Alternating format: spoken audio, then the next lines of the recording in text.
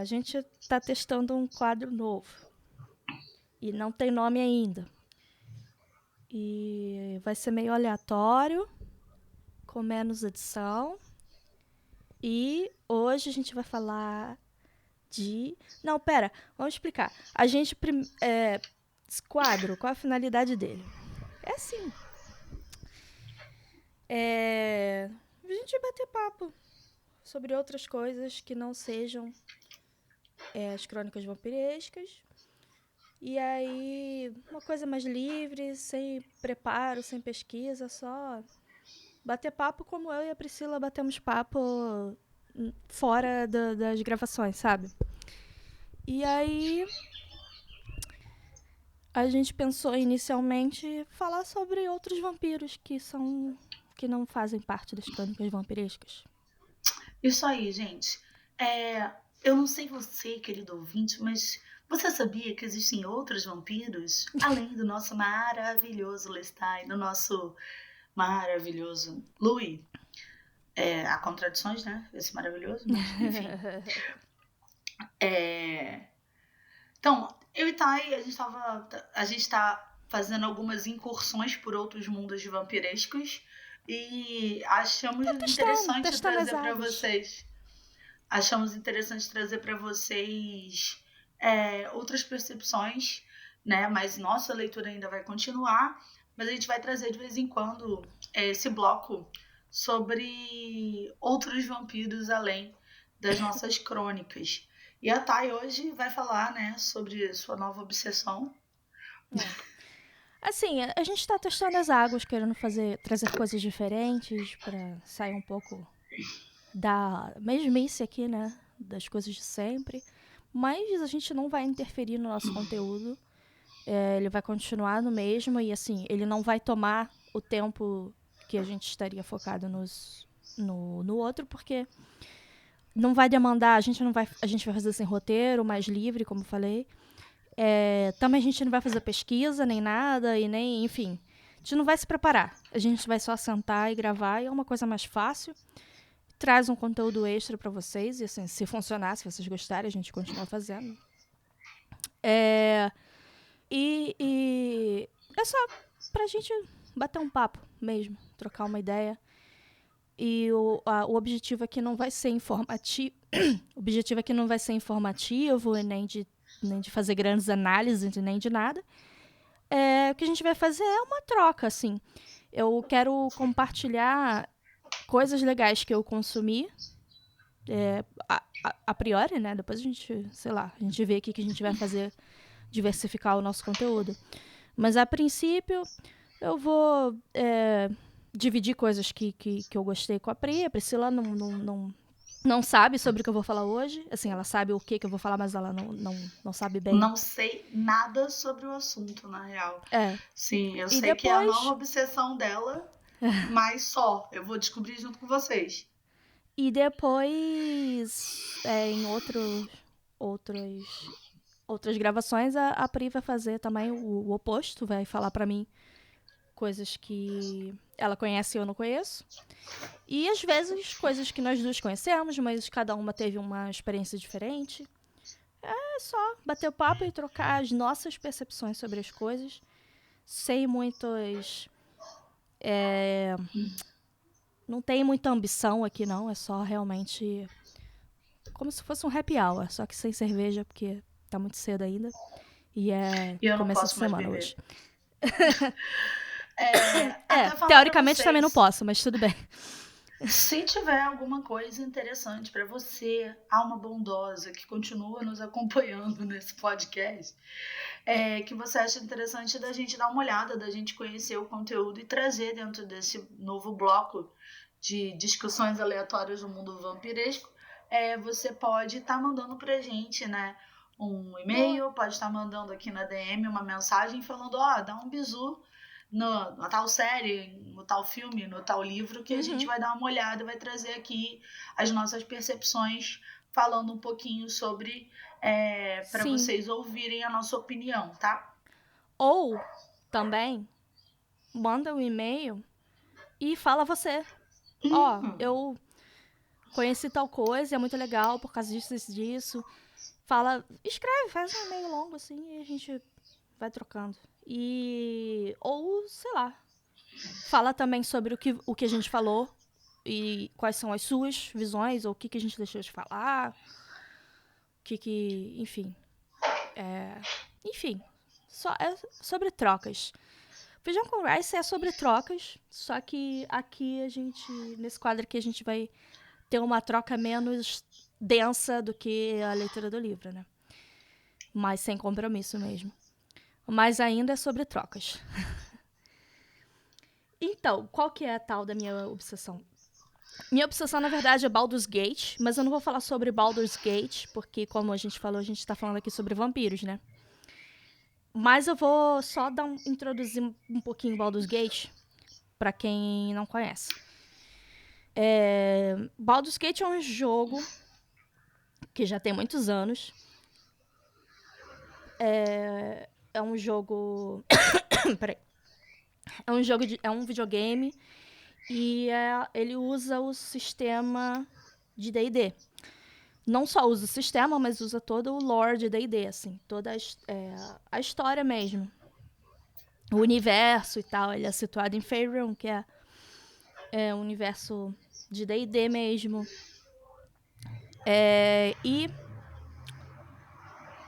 Recentemente saiu o Baldur's Gate 3, que foi um jogo muito revolucionário por causa da forma que ele foi desenvolvido, assim, que ele é ele é muito próximo da experiência de se jogar RPG de mesa. Ele traz, assim, eu já joguei alguns estilos de RPG para videogame diferentes, assim, existem vários e vários estilos. Mas não sou exímia grande conhecedora de todos os jogos, enfim, mas dos que eu joguei, o Baldur's Gate foi o que mais me trouxe a experiência de uma partida de mesa. Porque, enfim, tanto por conta do design, mas de você rolar o dado e tal, e você, assim, fica bem explícito quando você tem que fazer os checks de percepção, check de carisma, e a luta por turno também, você vê o dado sendo rolado, você vê o resultado e tal. Enfim. Mas o que mais é revolucionário desse jogo é que ele é muito amplo. Ele é um jogo quase impossível, assim. Ele é muito amplo mesmo no que você pode fazer no jogo, assim. Existem muitos e muitos caminhos para você explorar, diferente. Não existe um jeito certo de você jogar. E isso é uma coisa muito, muito difícil, assim, tipo, de se fazer mesmo. E por isso que ele surpreendeu muita gente. E também porque é um nome grande, assim, de franquia. É uma coisa muito complicada quando você sai de um determinado tipo de mídia ali, né, do livro físico, de um mestre fazendo desenvolvimento de jogo, e você vai para o tecnológico, você conseguir dar essa estrutura para o personagem, né, para o player, de que as escolhas dele podem levar ele para caminhos diferentes. Isso é muito complicado, porque quando a gente joga RPG, o mestre ele tem essa função. Muitas vezes existem, com muitas aspas, tá, gente, maus mestres de RPG, porque eles acham que a história ela é 100% linear. Eles imaginam a história e eles acham que o player ele não tem capacidade de escolha e nem de mudar o próprio destino dentro do jogo e acaba tendo que fazer como se fosse uma linha do trem, sempre seguindo um determinado trilho. E, na real, um ótimo mestre, ele tem a capacidade, sim, de criar uma aventura e conseguir contornar as escolhas do personagem, levando ele para a história de uma forma que ele acha que a ideia foi dele, né? Tipo assim, ó, não foi o mestre que me induziu a fazer isso. Eu tinha pensado nisso desde o princípio. Na verdade, o bom mestre já estava esperando aquela circunstância e criando todos os mecanismos ao longo do jogo para que você vá para onde ele quer que você vá. Então, quando a gente tem mesas de curta duração, você ainda tem um pouco mais amarrado a história, e mesas de campanha mesmo, né, longa duração, dependendo do número de jogadores e das habilidades narrativas e de prática dos jogadores, você tem muitas possibilidades que podem ser exploradas, principalmente quando você narra mundo aberto. E quando a gente consegue pegar, pela descrição da Thay, um jogo como Baldur's Gate, que ele tem ali toda uma sistemática do perfil videogame, mas ele consegue fazer a exploração do perfil de RPG, que não é só sobre rolagem de dados e ficha de caracteres, mas sim sobre essa possibilidade de alta rejogabilidade com diferentes escolhas e possibilidades para o jogador. É um jogo que se torna viciante porque você pode jogar diversas vezes com o mesmo personagem, fazendo escolhas diferentes e vivenciar histórias totalmente diferentes de acordo com a sua percepção, né? E é essa a mágica do D&D. O D&D, ele tem ali um determinado lore, mas de acordo com as escolhas dos personagens e com a capacidade do mestre, você pode jogar 500 vezes de elfo e você vai jogar 500 jogos diferentes. Então, assim, eu acho que pode ter se tornado um jogo muito destacado por essa capacidade de imersão que é característica do RPG de mesa. Sim, sim, esse é o ponto mesmo. E assim, como eu falei, eu não sou uma grande gamer nem nada, não. Eu só gosto bastante de videogame e eu principalmente gosto de RPG e gosto de jogos narrativos que você faz as suas escolhas e tal. Por exemplo, Life is Strange, né? O nome? Agora me fugiu a cabeça, mas eu acho que é Life is Strange, que fez muito sucesso. Ele é um jogo de escolhas e, enfim, vários outros. Eu sou especialmente muito fã de Persona. Tem um jogo de escolha também que eu gosto muito, mas ele não é muito hypado, que é Pentiment, inclusive, assim, joguem apenas. É muito lindo esse jogo. Mas enfim, de qualquer forma, esses jogos de escolha, até a Persona mesmo, que eu amo. E no fundo, ele finge que você tá escolhendo, mas na verdade você não tá tendo tantas escolhas assim, sabe? O Baldur's Gate não, ele realmente te traz a sensação de que você tá no comando, assim, óbvio que existe uma narrativa que você não tem muito como fugir, não é tão aberto assim quanto é um RPG de mesa, mas eu acho que o máximo possível que já aconteceu no videogame, assim, e os finais, eles realmente variam, e não é só o final que varia, mas existem consequências no meio, assim, da história, assim, enfim. Enfim, não é sobre Baldur's Gate que a gente vai falar, porque, como eu falei, é sobre vampiro, né? E aí que eu vou contar... Assim, a Priscila, ela tá falando... Ela não jogou, mas eu já tô falando de Baldur's Gate pra ela há tanto tempo que é por isso que ela sabe Eu acho como que eu que já até funciona. joguei, gente. Entendeu? Eu tô ouvindo há tanto tempo que eu acho que eu já até joguei o jogo. Mas eu vou contar pra ela de um personagem que eu não falei muito sobre, porque eu não me envolvia muito com ele no jogo, nas runs que eu fiz até agora. Mas eu sei bastante sobre ele, assim, ele só não foi muito... Enfim, em português, claro, ele não foi meu namorado em nenhuma run. Mas eu vou falar sobre ele porque, né, ele é o vampiro da equipe. Então, assim, pra quem não entende muito de RPG e em geral, geralmente a gente joga com um grupo de personagens e os personagens, eles são cada um de uma classe diferente, com um background diferente e tal. E no D&D tem os elfos, né, o Astarion. Eu não falei o nome dele. O nome dele é Astarion e ele é um elfo só que ele é um vampiro. E aí... assim, basicamente é isso. Mas existem vários personagens. Eu jogava Ragnarok, que eu joguei de elfo vampiro. É mesmo? Depois você conta em outro episódio como foi. Porque eu nunca joguei. Eu era muito nova. Eu nunca joguei Ragnarok. Então fala aí o que você lembra. Não, na verdade era tipo uma missão especial, assim, que eu me ferrei, mas me dei bem. Eu não consegui matar lá o Drácula do jogo lá numa época de Halloween. E aí ele me mordeu, só que eu tinha uma parada que era tipo uma bênção especial lá, usei. E aí eu não morri, mas eu virei um vampiro. Então quando eu jogava à noite, eu tinha uns bônus lá. Mas eu não precisava Eu chupar sangue de nunca ninguém, porque joguei o jogo Ragnarok, não tem isso. eu não faço ideia. Ele é meio parecido com D&D, assim? De ser É. high fantasy? É MMORPG, né? É high fantasy. Eles pegaram foi um dos primeiros MMORPG que começou a bombar, assim, principalmente aqui no Brasil, né? Aí eu curtia bastante. Tem 1000 MMO não anos gosto isso. muito, não. Eu gosto, eu só não tenho computador pra isso. Os de hoje em dia não dá, tem que ter um computador bom. Meu computador nem placa de vídeo tem, como é que eu vou jogar isso? É, complicado. Mas aí, enfim, é só dando esse... Pra quem não é muito do RPG e tal, a gente tem esse grupo e tal, e no Baldur's Gate a gente tem esses personagens que são do nosso grupo, que são os personagens de origem, né, que a gente chama. E, enfim, se eu falar algum termo em português, que pra tradução em português estiver errado, me desculpe, quem conhece Baldur's Gate jogou em português, porque eu joguei em inglês, então eu não sei como é que ficou traduzido as coisas.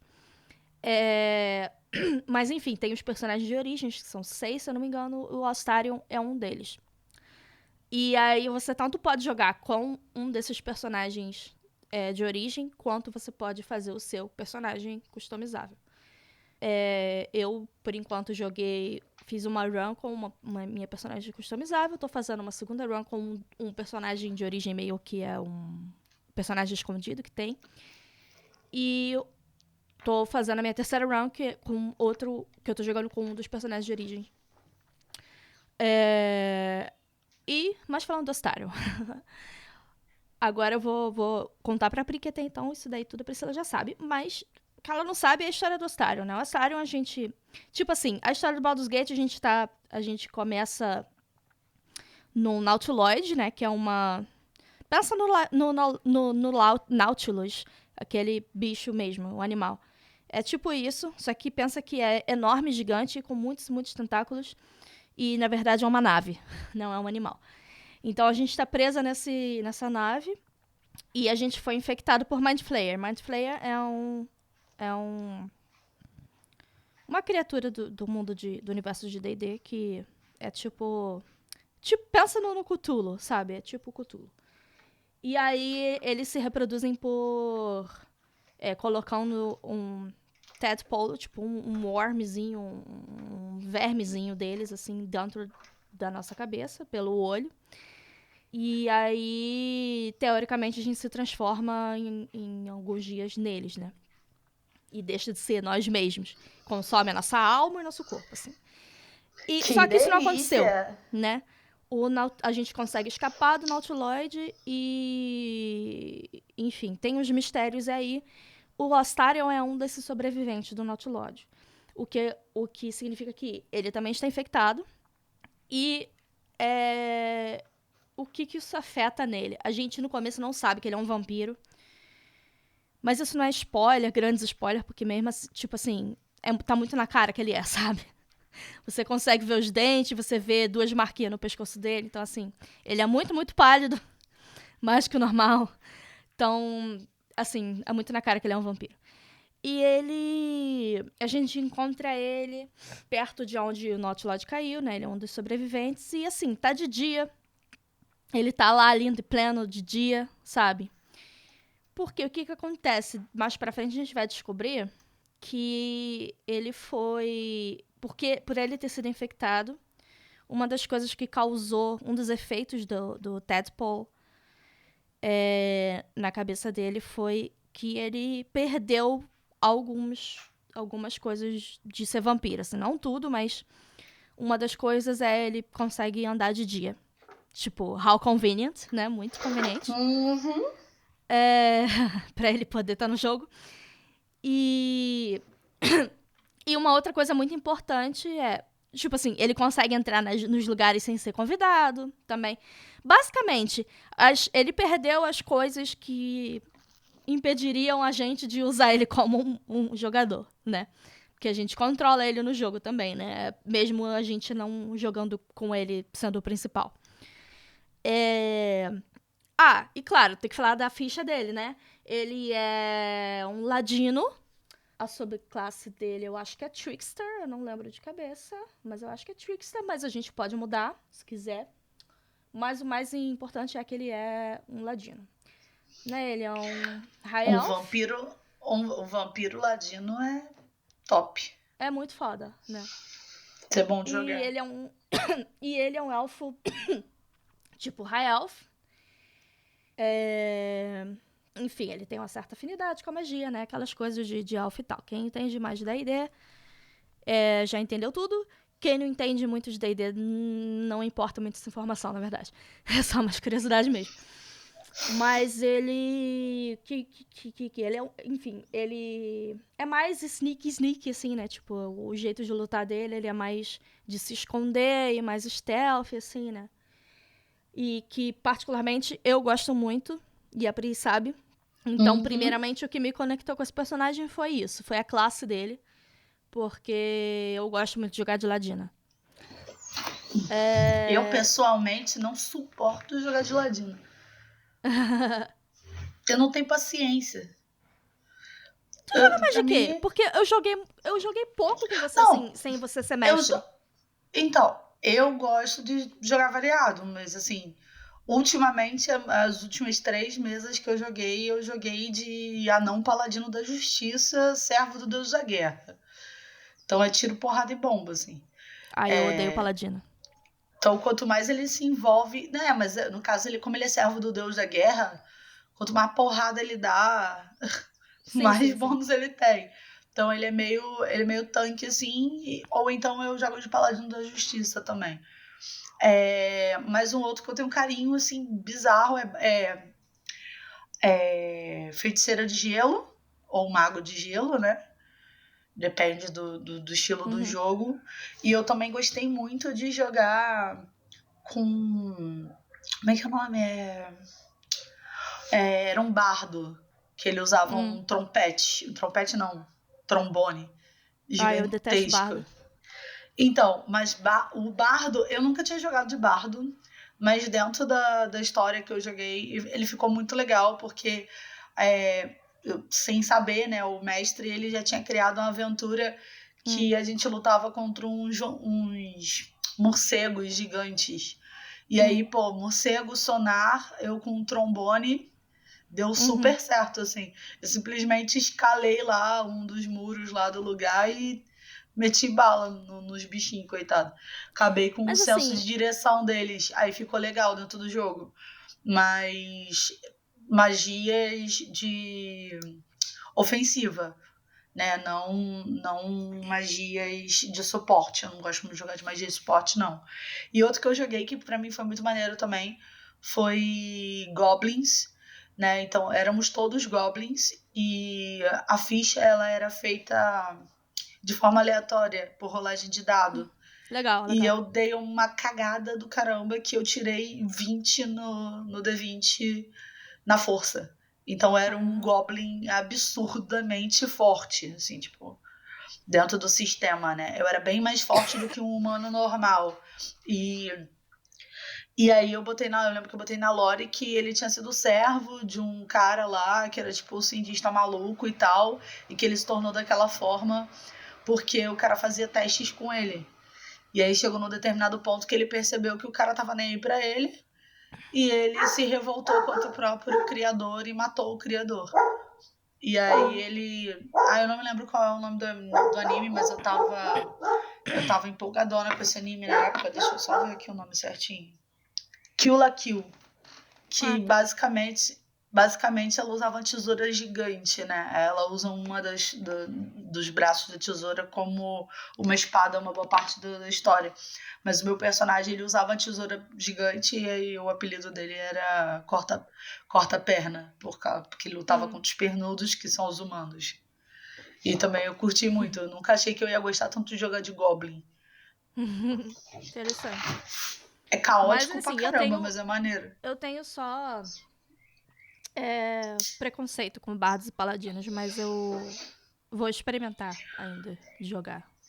Eu nunca tinha deles. Mas jogado com enfim, paladino. Eu fiz um paladino da guerra pra aquela mesa que revoltou a gente do Jean. Oi, Jean, se você estiver ouvindo. E aí eu fiquei muito saudosa de não ter conseguido jogar com ele. Sabe aquela saudade do que a gente não viveu? E aí depois eu fiquei meio que viciada em tentar usar ele de alguma forma. Então eu acabei pegando carinho por esse personagem que eu sempre coloco, esse anão, que é o Drakkar, nem que é me um fala paladino do Deus da Guerra. Aquela mesa lá me deprimiu muito. demais. Inclusive, por isso, essa mesa mesmo que eu nunca mais joguei RPG na minha vida. Assim, de mesa. Mas enfim, vamos focar no Astarion, senão assim, não vai dar tempo da gente Sim. falar sobre. Mas se você tiver perguntas, curiosidades sobre o Astarion, fale. Mas aí, que eu tava falando, eu me conectei por ele ser ladino e assim, eu gosto muito de jogar de adagas e de crossbow, né, besta. E, enfim, ele é elfo, usa arco. Eu acho que ele pode usar crossbow também, mas uso mais de arco. E ele usa adagas e tal. Mas, enfim, a história dele, assim, ele é um personagem que a gente pode... Ele é romanceável, a gente pode ter um relacionamento com ele. E ele tem... A história dele é que, assim, ele foi... Assim, ele é bem cuzão. Ele é muito cuzão, ele tem uma Do nada, ela falando mal personalidade... bonitinho do personagem. Daqui a pouco, ele é bem cuzão. Como assim? Ele é muito assim, ele é um cara muito arrogante, muito... Não é uma pessoa muito legal, assim, ele não gosta muito quando a gente faz coisas boas, sabe? Quando a gente tem atitudes boas. Ele meio que despreza, ele só gosta de ganhar vantagem, ele só gosta de ser cuzão, sabe? Ele tem uma perversidão, assim. Qual é o alinhamento dele? Então, o Baldur's Gate não deixa muito claro, assim, alinhamentos, eu até não acho legal, porque aí a gente fica mais livre pra moldar as coisas. Porque a gente pode levar o Astarion tanto, e os outros personagens também, tanto pra caminhos... Ruins Eu como não gosto de falar... bons. Eu ia falar bom ou ruim, mas é que eu não acho que seja tão maniqueísta esse jogo, sabe? Tem muitas coisas... Tanto é que, por exemplo, não existe um final bom em Baldur's Gate. Existem finais satisfatórios, mas sempre vai ter uma coisinha, um detalhe que é meio agridoce, assim. E você pode levar... Mas enfim, vamos dividir em bem e mal pra ficar mais claro, né? Você pode levar ele pro caminho do bem e pro caminho do mal. Assim, você pode influenciar ele, vamos dizer assim. A depender de quanto ele considera você, né? Porque senão... Assim, se você não constrói laço forte, dependendo do extremo, o personagem pode até abandonar você, sabe? E tem isso, essa é uma das dinâmicas do jogo. Mas ele existe. A história dele é que ele é um vampire Mal spawn, necessário. né? Ele é tipo um peão, lacaio. É que peão tem uma outra conotação no português. Mas ele foi transformado por um... Tipo um servo, vampiro. né? Ele é um servo. Ele tem um mestre, vampiro. E aí, por conta disso, desde que ele foi transformado, né? Ele tem 200 anos em ano de vampiro. Que ele não tem autonomia. Ele é um escravo. Então, assim... Ele realmente não tem autonomia na vida dele. Ele só faz as coisas que o mestre dele manda. E ele não se alimenta de humanos, assim, falar humanos é complicado porque é D&D, né? Mas ele não se alimenta de pessoas, vamos dizer assim, porque o mestre dele não deixa. Então, até a gente conhecer ele, meio que a gente vai... Mini spoiler aqui, meio que a gente vai ser a primeira vítima dele. No jogo. Humano, assim. Os humanos que ele captura são porque o mestre pediu, e aí o mestre fica lá se banqueteando com as pessoas que ele capturou, e ele é forçado a comer ratinhos. Eu já ia perguntar o que ele come, coitado. Nossa, que existência de merda. Coitadinho, fiquei com pena dele. Sim, mas aí é que tá. Ele é escroto e tal, ele tem uma personalidade escrota, arrogante, assim, vaidoso e tal. Mas ele tem essa história triste por trás e é por isso que muita gente se conecta com ele. E também porque, assim, ele é muito bem escrito. Eu achei a maioria dos personagens de Baldur's Gate são muito bem escritos. E muito bem atuados, principalmente. Então, assim, o ator que interpreta ele é muito carismático. E aí acabou que o Astarion, ele é talvez o personagem que fez mais sucesso em Baldur's Gate, assim. Por conta disso. É daqueles que, sabe, a pessoa que é cuzona e você acha engraçado, você acha maneiro a pessoa sendo cuzona? A Esse tipo de pessoa personagem. que faz piada trash e te leva pro inferno junto. Você é uma pessoa que é cuzona, mas você acha divertido a pessoa ser cuzona. Aham. Sabe, tipo House, Dr. House, que é da série Dr. House? Sim. Ele é um cara muito cuzão, Não fala mas a mal do gente House. gosta dele ser cuzão. Amiga, ele é cuzão. Não Ele é uma fala pessoa mal do boa, House. boazinha. Não fala mal do House. Eu já te deixo falar Priscila, mal do você Louis. precisa Não fala saber. mal do House. Priscila, você precisa saber que você gostar dos personagens não significa que eles são anjos de candura. Sim. Tá? Eu só não quero ouvir você falando mal. Deixa ele, tadinho.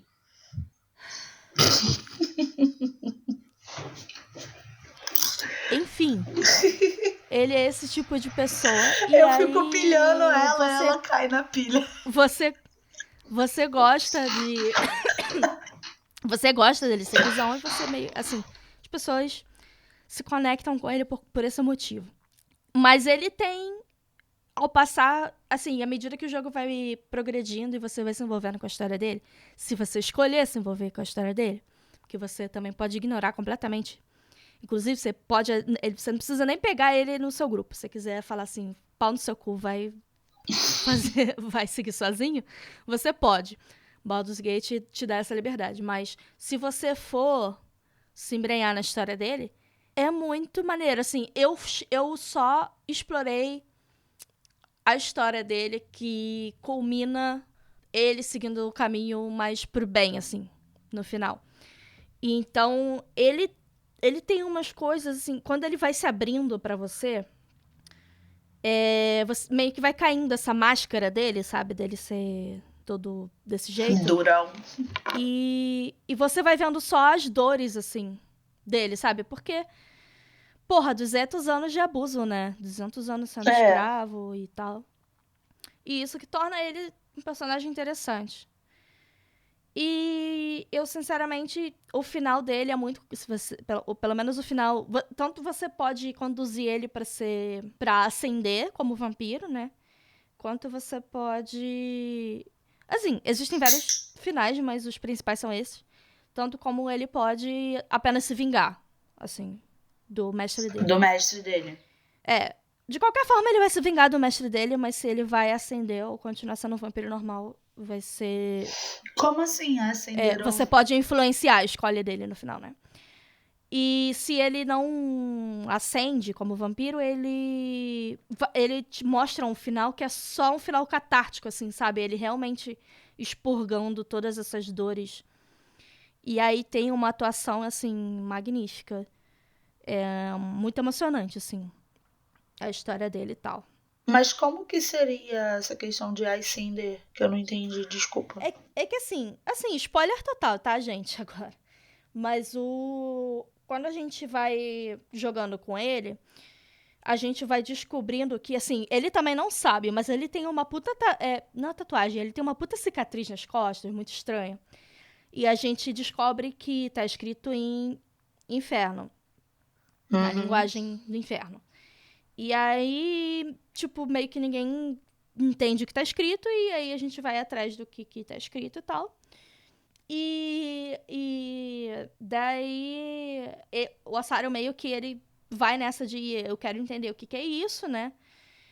E talvez seja alguma coisa que possa me ajudar a me vingar do mestre dele e tal. E aí a gente vai descobrir que ele e os irmãos dele, os outros vampiros que são servos desse mestre, todos eles têm uma cicatriz parecida nas costas, e essa cicatriz, na verdade, é parte de um ritual Eita porra. pra esse mestre ascender.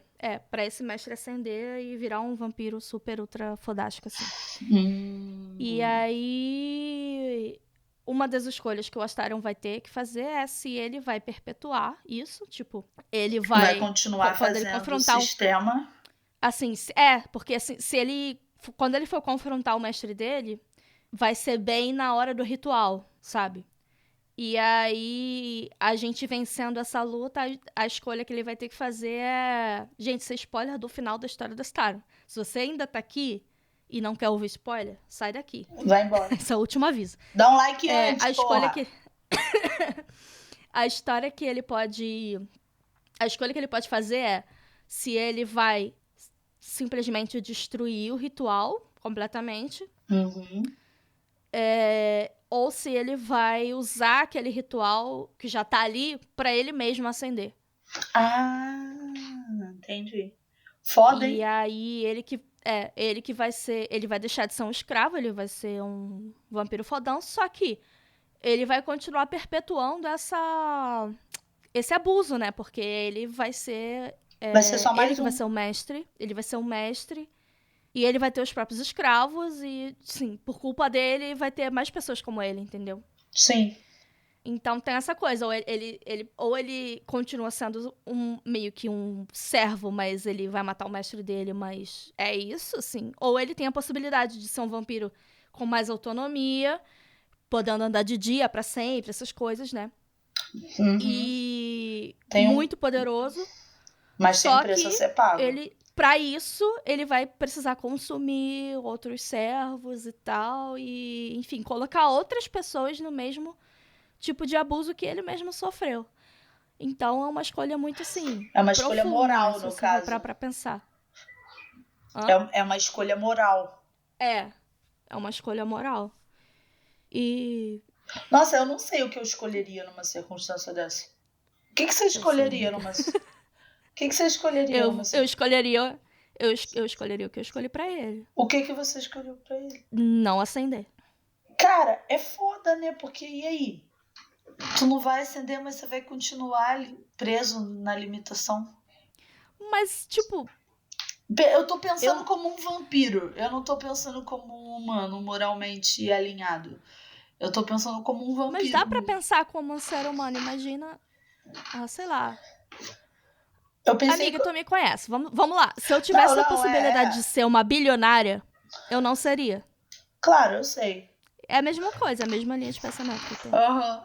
Porque eu não consigo... Não, eu falei mais no sentido de personagem por personagem, excluindo a Priscila e pensando só na lore do personagem. Porque, por exemplo, eu já... Mas aí você tem a possibilidade de escolha, né? Porque, assim, eu já tive mesas, circunstâncias em jogos de RPG que eu, Priscila, não faria aquilo de jeito nenhum.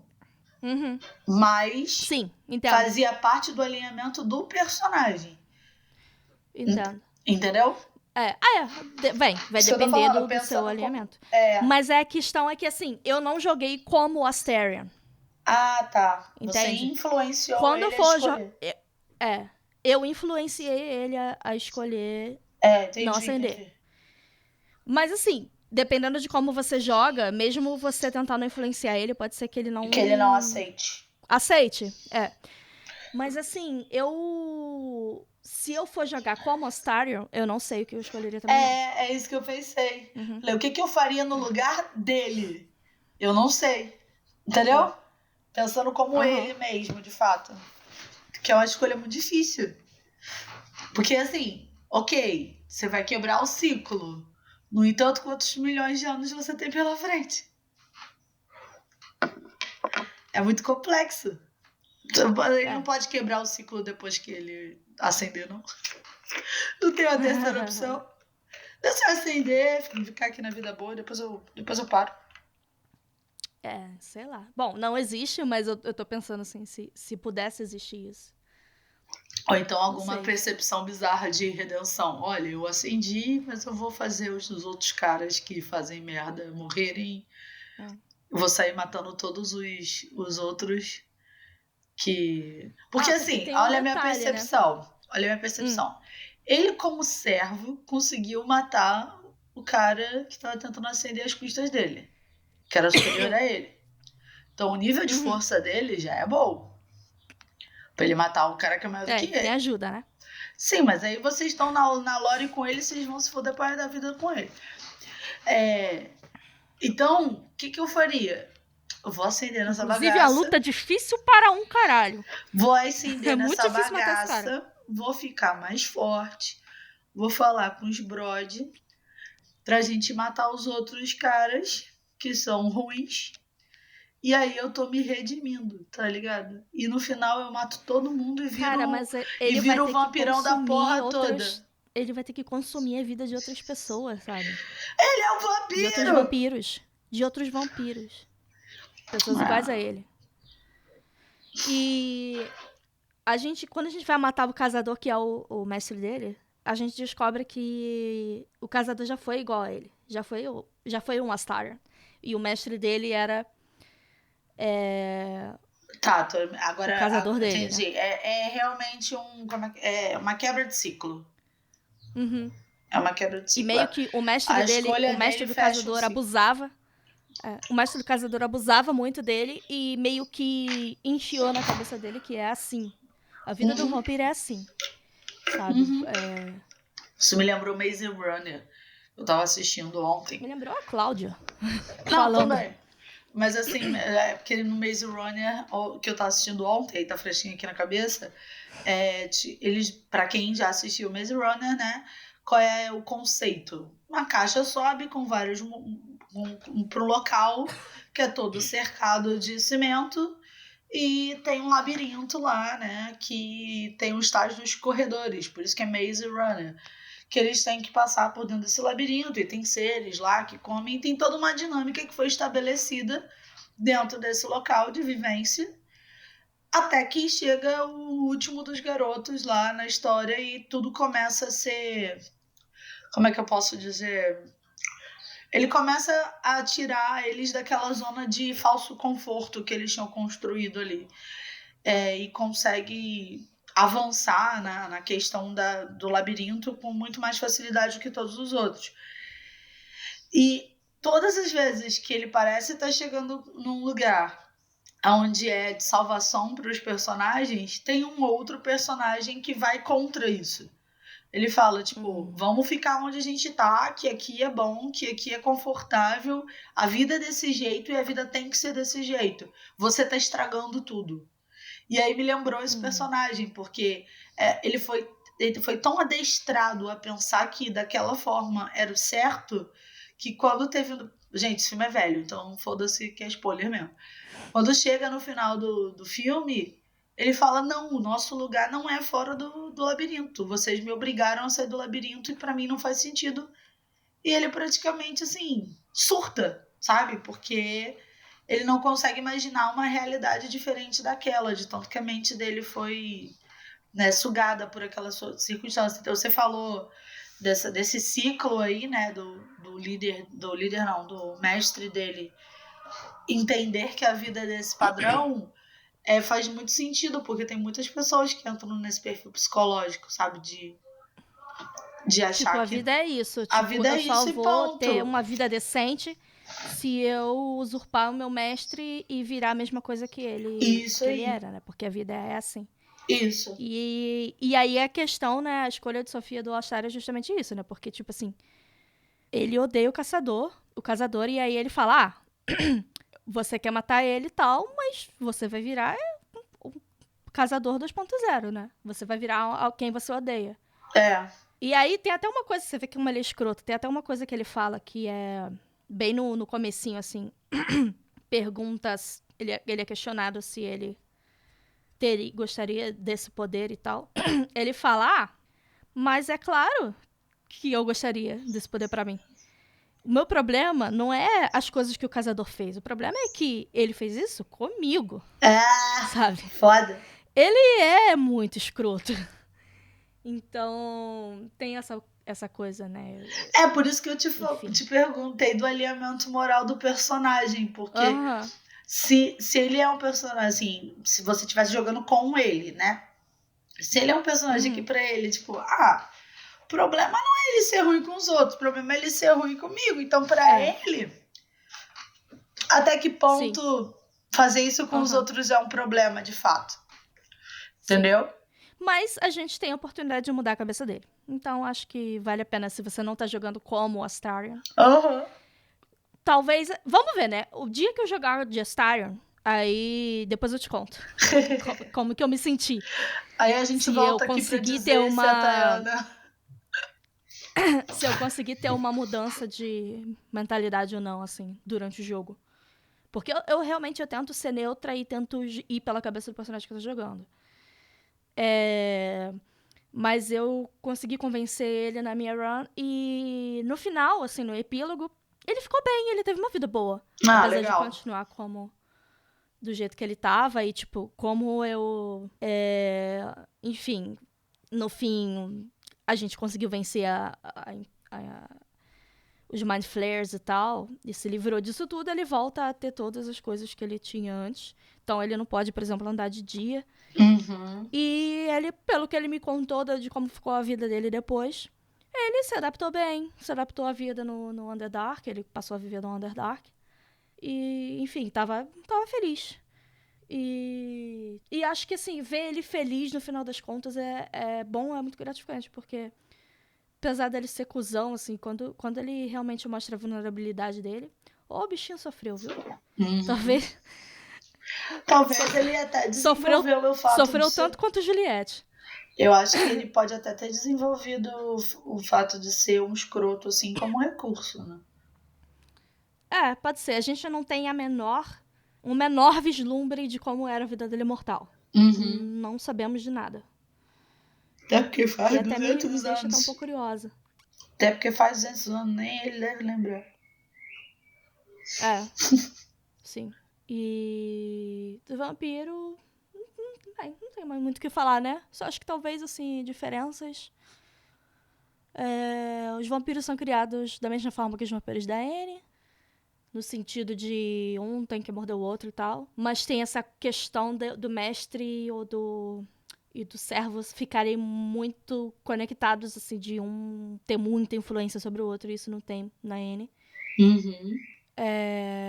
E ele não... essa coisa dele, ele precisar ser convidado para poder entrar nas casas.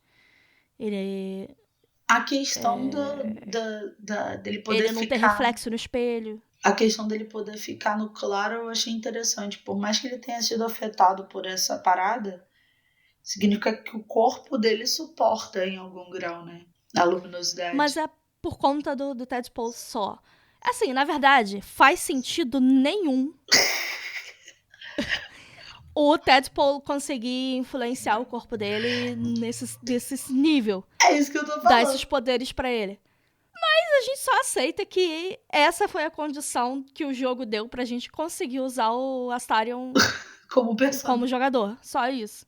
Porque senão não tinha como a gente usar ele nas lutas. É tipo tu jogar de orc num jogo de cidade, né? É foda.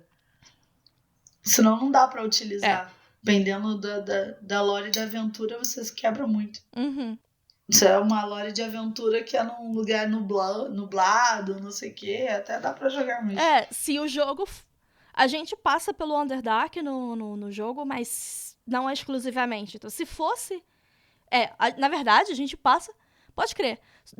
No metade do ato 1, dependendo da sua escolha, e o ato 2, não tem sol. Então, teoricamente, isso não seria um problema. Mas o ato 1 e o ato 3 é só de dia e só embaixo do sol. Então, assim, não tem como.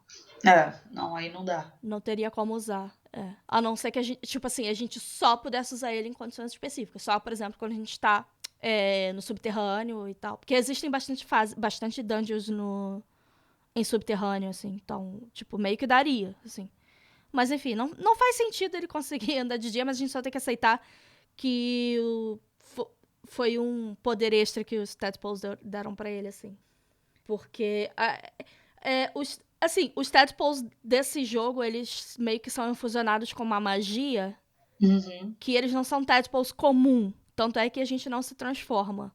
A gente tem o risco de acabar se transformando, mas a gente não se transforma. Mas a gente tem poderes específicos que o Tadpole traz, tipo, a gente conseguir se conectar mentalmente com todas as outras pessoas que estão infectadas. Na verdade é um recurso do jogo pra desenvolver algumas coisas da história, né? Sim. Mas especificamente quem ganhou esse poder extra aí de meio que bloquear os poderes de vampiro, alguns poderes de vampiro, né? Alguns, né? Porque ele continua tendo que se alimentar de sangue e continua... E a gente, inclusive, pode usar isso no meio do jogo, tipo... a gente pode dar uma mordida por dia em alguém. Pra ganhar um benefício. E aí ele recupera um pouquinho de vida. Maneiro. Quando faz isso. Eu acho muito louco esse sentido de recuperar a vida comendo. Se for parar pra pensar, faz sentido, né? Faz. Mas eu podia recuperar minha vida, minha saúde comendo pizza. Na vida real não funciona assim. Amiga. Infelizmente não. Magoou. E com isso, acho que podemos encerrar o programa de hoje. Gente, eu não conhecia muito sobre Astarion. Na real, eu achei bem interessante, principalmente essa dinâmica de ascensão. Eu acho que eu nunca vi em nenhum estilo de vampiro dos poucos que eu conheço. Caso você que está nos ouvindo conheça alguma história. Eu só meio que te falei do Gale, né? Eu só te falei do Gale e da minha própria personagem. Eu nunca tinha visto esse estilo de ascensão. Vampiros como escravos de seus mestres é algo já um pouco mais comum. Mas esse sistema de você só poder se elevar após determinado ritual com aqueles outros vampiros é bem interessante. Acho que dava para desenvolver aí até um livro com base nisso, assim. Fez até pensar no Aldrich Thay. E... Tu foi onde eu fui, né, agora? Foi. Pra quem tá ouvindo e pegando essa telepatia aqui de base, Aldrich era um personagem do livro meu e da Tayana, né? Que era o nosso vilão. Quem sabe um dia vocês... criado pela Pri. Quem sabe um dia vocês ouvirão falar mais dele. Quem sabe a gente faz um podcast de saudosismo quando eu lançar alguma coisa sobre. Mas enfim. Sei lá, amiga. Tenho muita vergonha. Mas enfim. Vamos deixar os 15 anos nos 15 anos lá. Eu achei bem interessante essa dinâmica de um ritual e etc. para você poder ascender a níveis de poderes diferentes. Eu vou parar de falar um pouquinho. Tá passando um carro de político na minha rua. Tá. Eu gostei da dinâmica, né, desse sistema relacionado à ascensão. Acho que é algo que daria aí pano pra manga dentro da história de vampiros. Não vi nenhum conteúdo até hoje nesse estilo. Também achei legal essa questão que os vampiros sempre trazem, né? Questão de moralidade, né? Que a gente acaba percebendo, e o perfil psicológico como pode ser moldado de acordo com o que eles vivem. Tanto antes da transformação, quanto a motivação que os transformou, quanto como a sua dinâmica com o seu mestre influi totalmente o perfil desses personagens, né? Por exemplo, a gente que acompanha aqui o Entrevista, a gente vê como que a interação e a não interação do Louis e do Lestat levam os dois para caminhos totalmente diferentes. Tanto pela percepção do próprio Louis em relação ao Lestat no livro, né, de achar ele um mestre ruim, quanto na percepção do próprio Lestat de achar ele uma cria ruim. Então, eu acho que seria bem interessante a gente acabar conhecendo um pouco mais do que é essa dinâmica do Astarion com o mestre dele, porque seria legal, eu tô falando pensando em filme, livro ou coisas do gênero. Eu gostaria de acompanhar a história de um personagem assim, tipo, que viveu nessa sistemática de que era humano, foi transformado por alguém que tinha acabado de passar pelo mesmo processo, mas ele não sabia, entra nesse processo de escravidão e abuso, chega num ponto que conhece determinadas pessoas, que conseguem mudar a percepção dele de vida, vai, se vinga do mestre e tem no final um plot twist de que, na verdade, o mestre só estava fazendo o que ele já viveu anteriormente e ele tem ali a percepção de o que é o correto a se fazer, o dilema do herói, né? Então, um filme só dele dava muito bom na minha cabeça, pelo menos, assim. Com base no que a Thay tá falando, sabe? Tipo, seria interessante acompanhar. A maioria dos personagens desses jogos são muito bem escritos, assim. São muito bem desenvolvidos. A maioria, né? Um ou outro, acho que tem umas coisinhas que podia melhorar, mas dariam 6 filmes aí, pelo menos. 7, Aí, né? ó, Porque tem fica a extra. ideia para os criadores de Baldur's Gate criar pelo menos um live actionzinho, né? Por favor, dos personagens específico das histórias. Eu tô satisfeita só com o jogo. Bem, para você que teve paciência de nos ouvir até agora, primeiro, meu muito obrigado. Segundo, uma mordida no pescoço. Continue conosco. Me diz se você gostou desse formato novo. Deem opinião, sugiram coisinhas para nós. Eu gostei, curti. Inclusive, né? Tem um anime que sugeriram. Depois eu vou te passar o nome, que é pra gente dar uma olhada. Foi sugerido para o Feijão com Rice, para as nossas investigações. Isso é informação nova? Sim. Quem sugeriu? Nomes. Pessoas do passado, pessoas do além. Você já tá sabendo. Mas é ouvinte nosso? Ouviu. Nem sei como descobriu, mas ouviu. Oxi. E qual é o anime? Tem que ver o nome aqui. Deixa eu ver. Eita. Peraí, deixa eu achar. Eu tava procurando em links e mídias. Não. Eu vou ter que pedir novamente. Porque quando o meu celular deu bug. Você me fala. Quando o meu celular deu bug, o link, parte da conversa desapareceu. Tá. Os ouvintes vão ficar na curiosidade, então. Mas eu vou ficar sabendo off. Então. Fala aí o que vocês acharam, dê sugestões, blá blá blá, todas as coisas que a gente já pediu. E até a próxima. Até!